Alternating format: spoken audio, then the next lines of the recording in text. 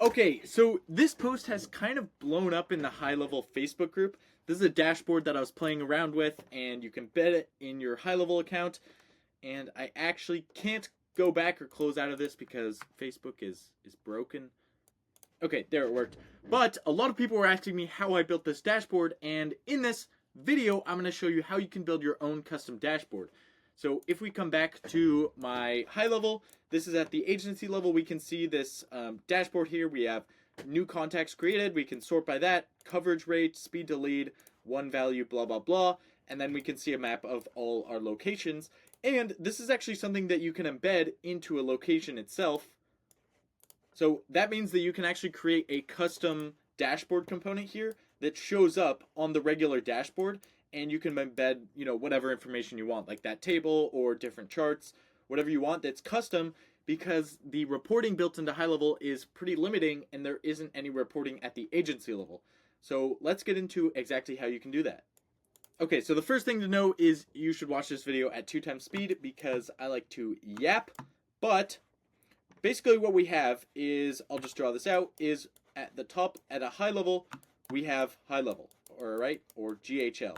And so this holds all of the data that we need. So we have like contacts, we have messages, we have opportunities as well. And this is actually why this page takes quite a long time to load, because what we're doing when we load this page is we're pulling out all of that data from HighLevel, and then we're compiling it and sort of chopping and filtering it so that we get these numbers right here. And we can do that for the previous period to also get the change between this period and the previous period. So all this stuff is calculated just from this raw data right here. All right, we've got message types, we've got opportunity values and status, all this stuff. And so what we need to do is basically compile this so that we can view it in our own way. And what you're going to need for that is you're actually going to need your own separate database. So I use Supabase for that. That's a Postgres database, but you could really use whatever you want. And this database is basically going to mirror, it's going to mirror GHL, right?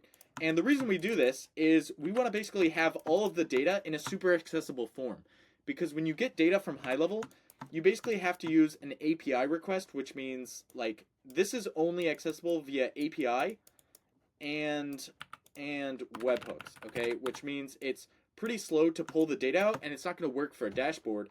And there's rate limits, so if you keep clicking around the dashboard, you might just hit your limit and not be able to view any more data. And you don't want that. You want to have your own database where you can pull out just the data that you care about, and you can even optimize that so that it can be faster to pull out the data and view it.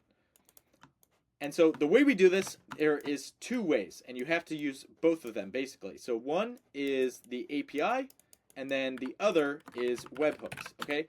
And the reason that we use both of these is the API is going to be for, this is going to be for backfilling our data, okay? So previous data before we add dashboard, all right? Hopefully this makes sense, because essentially what we have to do is we have a bunch of data in each of your locations. So you have a bunch of contacts and messages for each contact and opportunities, and you want to bring this stuff in so that you can view historic data.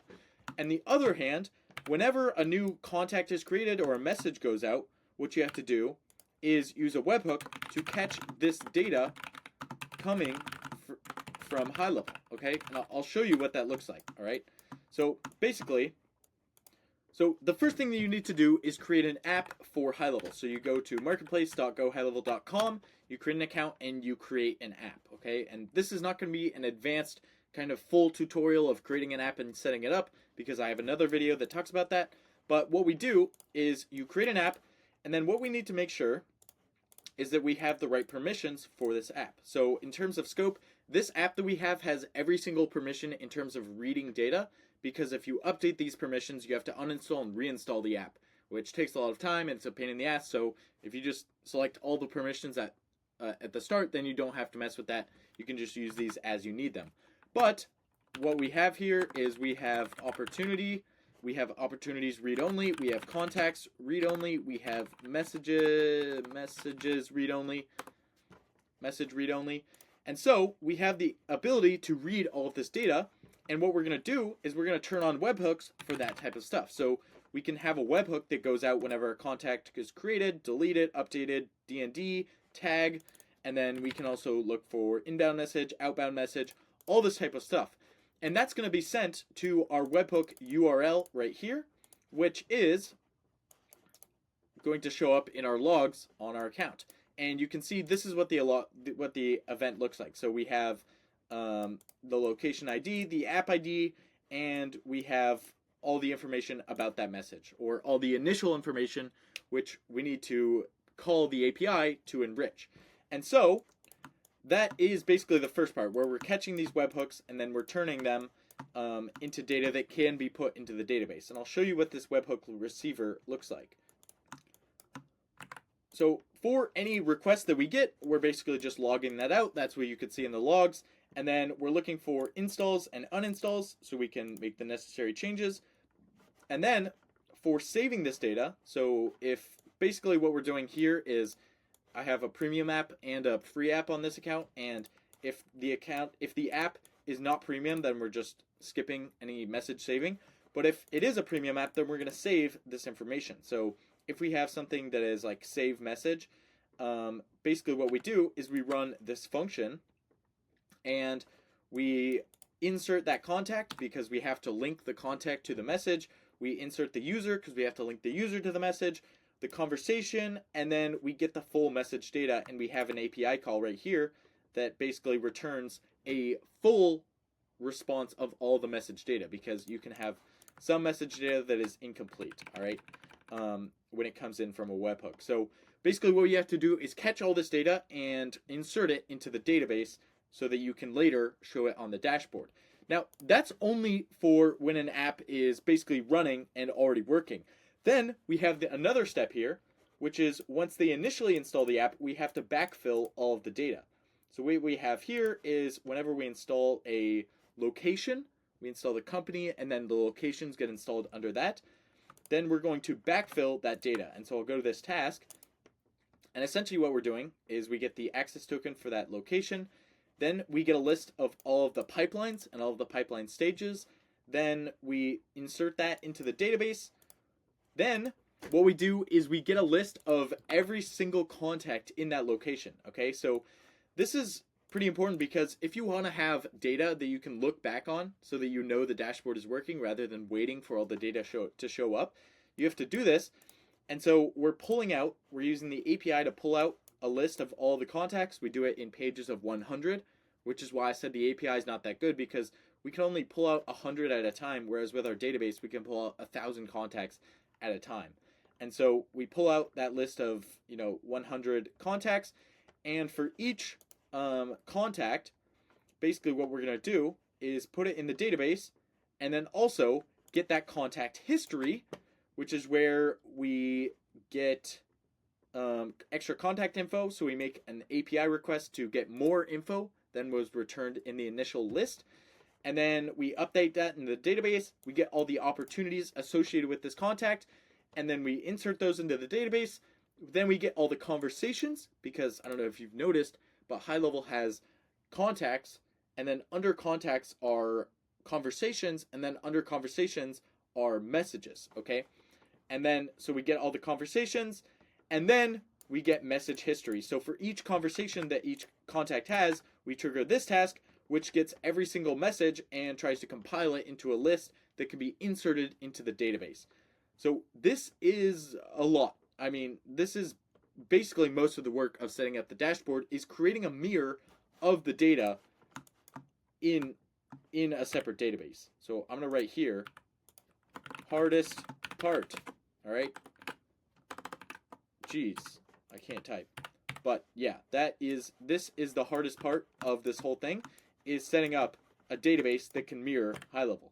But once that's done, basically all we have to do is create our dashboard, all right? And so it's going to look like this. Maybe we put together a map with some numbers here and our table down here, all right? So you can do whatever you want with your dashboard. Obviously, you can use Looker Studio or whatever. But in my case, I'm using, so I'll go over to my so my dependencies here. What we can see is we're using Radix UI, to generate a lot of the kind of UI components. This is through ShadCN. So ShadCN, oh, not ShadCN Svelte, but ShadCN, what is it? Hang on. Okay, so this is the ShadCN website, and basically we have a bunch of different components, and this calendar is something that we use here because we have a date range picker that we can use. So right here, this is what we're using on the dashboard to pick our date range. And I'm not building this from scratch. Basically, we just use ShadCN to put that together for us. Then we're using Supabase, the SDK, to access our data. We use the TanStack React table, also part of ShadCN, to create our table. We have Vercel Analytics, Mapbox, Next.js is our JavaScript framework, Trigger.dev for a lot of the backdating stuff that I was just showing you, and then Tailwind for styling. And once you've created your database, basically all you have to do is lay it out. So what we have here is a route called dashboard/company ID. So this will be filled, this part of the route will be filled with the company ID.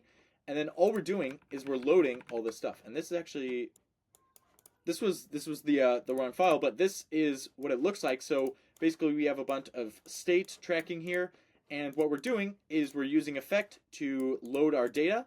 And then once that's loaded, we're rendering it in our overview section where we have our map, our count of total locations, our count of active locations, and then our table down here.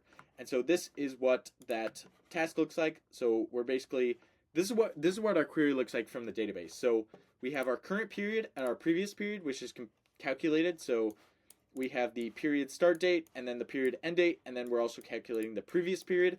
And then all we're doing is the same query for both. And what we do is from location data, this is where we're actually grabbing it. We get the location, name, stuff like that. And then we get the access to make sure that it's actually installed.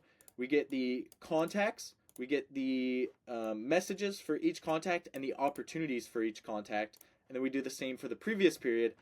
And we do a shit ton of manipulation on that data. So every time you load the dashboard, it's pretty slow because this query right here is not optimized. So this is pretty slow.